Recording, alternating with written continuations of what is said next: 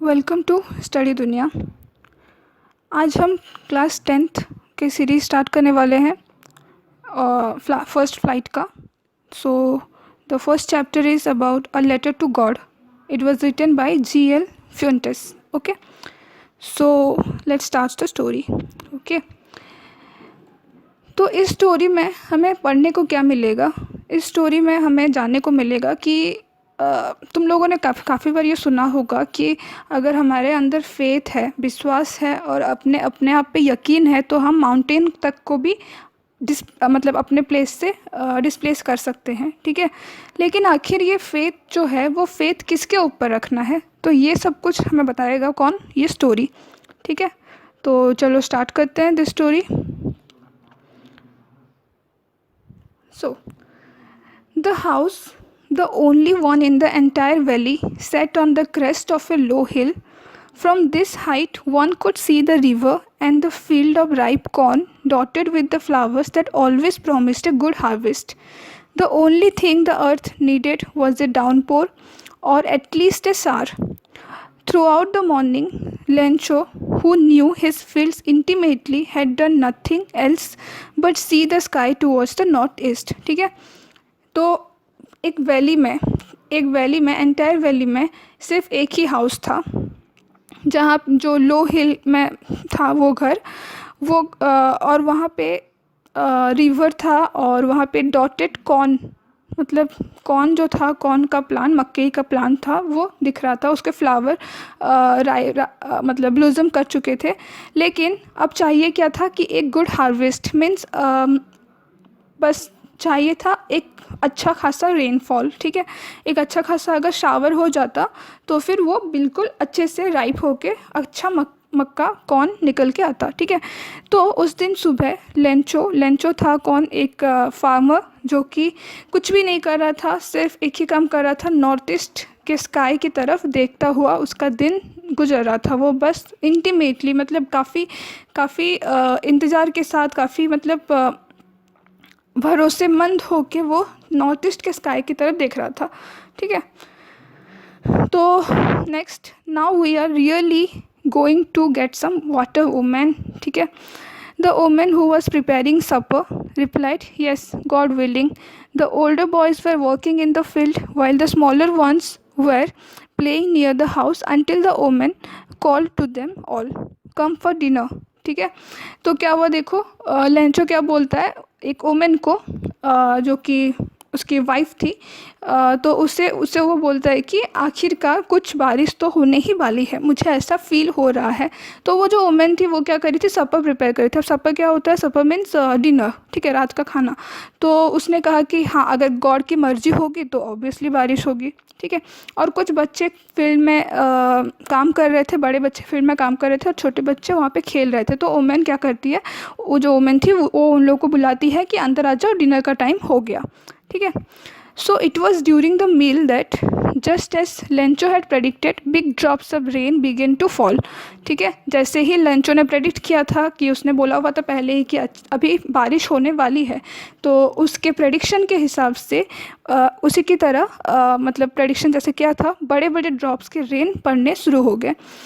In the north east huge mountains of cloud could be seen approaching. ठीक है, north east के तरफ बड़े बड़े क्लाउड्स, बादल दिख रहे थे।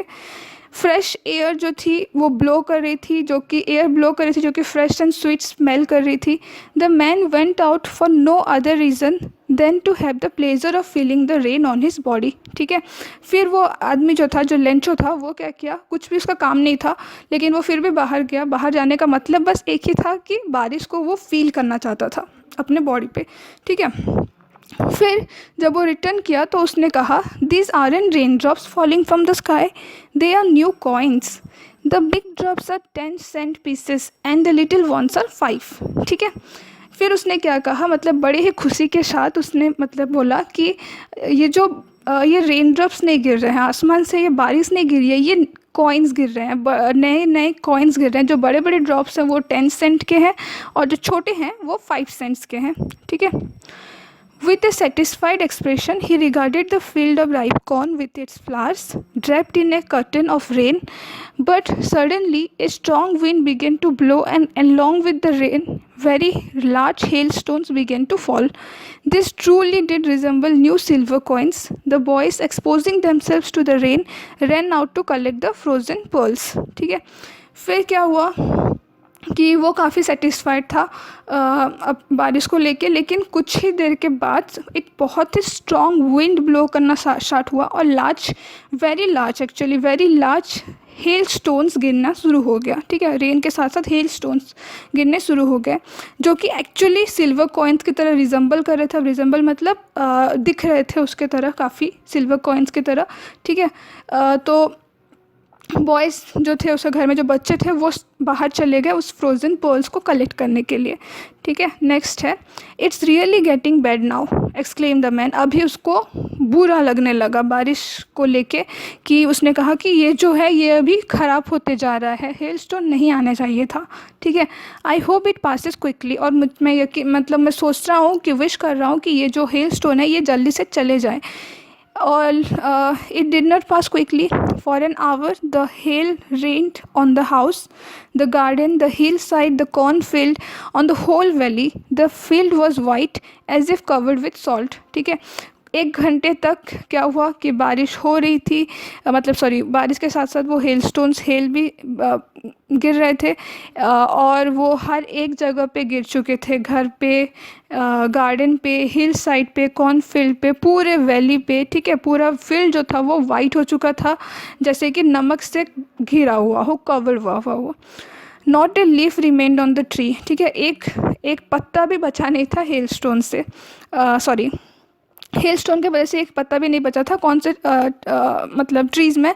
और the corn was totally destroyed, corn भी कम्प्लीटली डिस्ट्रॉय हो गया था। फ्लावर्स जो खिले हुए थे वो भी ख़त्म हो गए थे। Lencho soul was filled with sadness. अब लेंचो जो काफ़ी एक्साइटेड था 1 घंटे पहले बारिश को लेके, उसको कंप्लीट सैडनेस, उसकी आत्मा रोनी शुरू कर दी। ठीक है, रोना शुरू हो गया उसको। When the storm had passed, he stood in the middle of the field and said to his sons, a plague of locust would have left more than this. The hail has left nothing. This year we will have no corn. That night was a sorrowful one. All our work for nothing. There's no one who can help us. We will all go hungry this year. ठीक है, फिर क्या था, अपने बच्चों को उसने कहा कि अगर जो लॉकस्ट्स होते हैं, ठीक है, लॉकस्ट मतलब एक तरह के ग्रासहोपर की तरह एक कीड़ा होता है, इंसेक्ट होता है ग्रासहोपर की तरह, जो कि मतलब क्रॉप्स को खा लेता है मेनली। तो उस टाइप का उसने कहा कि अगर लॉकस्ट प्लेग होता तो अगर वो लोग अटैक करते तो फिर काफ़ी क्रॉप्स वो लोग छोड़ गए होते। लेकिन ये जो हेल स्टोन्स ने कुछ भी नहीं बाकी रखा। इस साल कोई भी कॉर्न नहीं होने वाली है, और हमारा जितना वर्क था, जितना हमने हार्ड वर्क किया था, वो किसी काम का नहीं रहा। ठीक है, और कोई हमें हेल्प भी नहीं कर सकता, और हम पूरे साल भूखे रहने वाले हैं। Now the next part. But in the hearts of all who lived in that solitary house in the middle of the valley, there was a single hope, help from God. ठीक है, लेकिन जो मिडिल वैली के अंदर solitary house था, सिर्फ एक ही घर था, उसमें बस एक ही होप था, वो सिर्फ एक ही चीज़ पे होप कर रहा था, वो था गॉड से help. Don't be so upset, even though this seems like a total loss. Remember, no one dies of hunger. ठीक है, that's what they say. No one dies of hunger. All through the night, Lencho thought only of his one hope, the help of God, whose eyes, as he had been instructed, sees everything, even what is deep in one's conscience. Lencho was an ox of a man, working like an animal in the field, but still he knew how to write. The following Sunday at daybreak, he began to write a letter, which he himself would carry to town and place in the mail. It was nothing less than a letter to God, ठीक है। फिर क्या हुआ, उसने ये भी सुना था कि कभी भी टोटल लॉस नहीं होता, हमें अपसेट नहीं होना चाहिए, और कोई भी भूखा तो नहीं मरेगा क्योंकि भगवान है, भगवान हमें हेल्प करेंगे। उसके अंदर बस एक ही होप चल रही थी, ठीक है। और उसने ये भी सुना हुआ था कि भगवान जो होते हैं उनकी आंखें जो होती है वो हर किसी चीज़ को देखता है, एवरीथिंग, ओके, एवरीथिंग वो देखते हैं, जो कि इंसान के अंदर मन में भी चल रहा होता है उसे भी भगवान देख सकते हैं। लेंचो एक ऑक्स की तरह था, वो दिन रात एनिमल की तरह अपने फील्ड में काम करता था, लेकिन उसको लिखना भी आता था। तो संडे को उसने क्या किया, एक लेटर लिखा और उससे भेज दिया, किसके नाम पे, गॉड के नाम पे, means it is a letter to God, fine. Next, God, he wrote, if you don't help me, my family and I will go hungry this year. I need 100 pesos in order to sow my field again and to live until the crop comes because the hailstorm, ठीक है। फिर क्या था, उसने भगवान को लिखा कि गॉड, अगर आप हमें हेल्प नहीं करेंगे तो मेरी फैमिली और मैं भूखे रह जाएंगे पूरे साल, और मुझे कितना पैसा चाहिए, 100 पेसोस चाहिए। पेसो क्या है, currency of Latin American countries, ठीक है। लैटिन अमेरिकन कंट्रीज़ के कुछ कंट्रीज़ के करेंसी को पेसो बोला जाता है। तो 100 पेसो उसको चाहिए थे, जो कि फील्ड को दोबारा से सो करने में उसको हेल्प मिलेगी। तो अगर आप क्योंकि जो हेल स्टॉर्म हुआ, और ये स्टोरी उसने लिखी पूरा, ठीक है।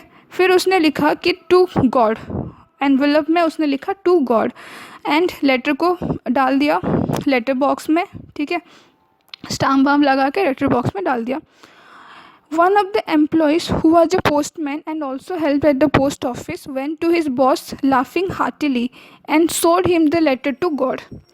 Never in his career as a postman had he known that address, ठीक है। फिर पोस्ट ऑफिस का एक एम्प्लॉय, ठीक है, जो पोस्ट ऑफिस में काम करता था पोस्टमैन की तरह, तो उसने क्या किया, उस लेटर को लेके अपने बॉस के पास गया और काफ़ी हंसते हुए, जो उससे हंसते हुए, और जाके दिखाया कि देखिए ये एक लेटर टू गॉड है, जो कि मेरे अपने पूरे करियर में आज तक कभी नहीं देखे ऐसे एड्रेस का, ठीक है।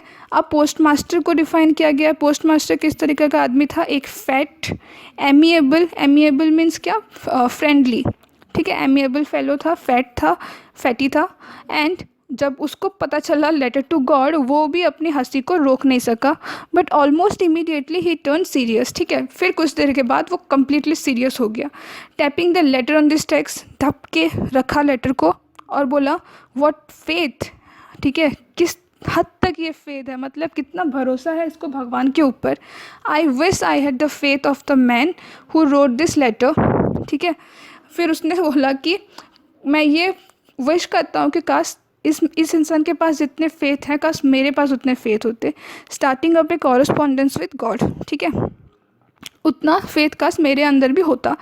So in order not to shake the writer's faith in God, the postmaster came up with an idea, answer the letter, ठीक है। फिर क्या था कि उसको लगा कि इतना फेथ अगर एक इंसान के अंदर है तो उसे नहीं तोड़ना चाहिए। तो उसके फेथ को ना तोड़ने के लिए पोस्टमास्टर के दिमाग में एक आइडिया आई कि क्यों ना इस लेटर का आंसर दिया जाए, ठीक है। पर जब उसने उस लेटर को खोल के देखा तो it was evident that to answer it he needed something more than goodwill, ink and paper, ठीक है। पर जब उसने पेपर मतलब लेटर को खोल के देखा तो उसको यकीन हो गया, मतलब प्रूफ मिल गया कि इस लेटर का आंसर देना ईजी नहीं है। मतलब सिर्फ गुडविल की कुछ अच्छा करने की मतलब कुछ अच्छा करने का सोच, इंक और पेपर से बढ़कर भी कुछ एक्स्ट्रा चाहिए, और वो एक्स्ट्रा क्या चाहिए था, पैसे चाहिए थे, ठीक है, 100 पेसोस चाहिए थे।